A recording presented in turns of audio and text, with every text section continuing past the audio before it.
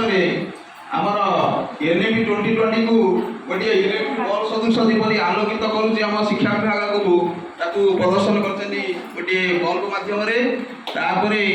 आमर आमर जो पंचपदी नीति ताकू लिखिंट ताकू पंचपदी रे किपरि जलर विभिन्न अवस्था ताकू से वर्ण किछि पॉइंट लिखिंट अतिथि रे किपरि शिक्षार्थी जलर तीनोटी अवस्था कठिन तरल और बाष्पीय विषय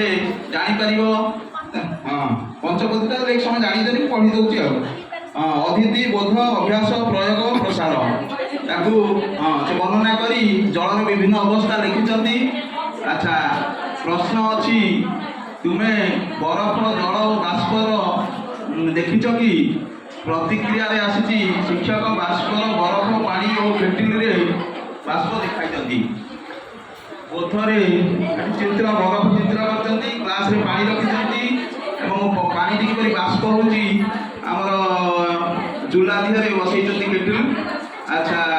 बोधरे जलर किपरि अवस्थार परिवर्तन हुए बुझे बोली कहते अभ्यास आमर तरल बाष्पीय गलन बाष्पीभवन संश्लेषण बुझीपारे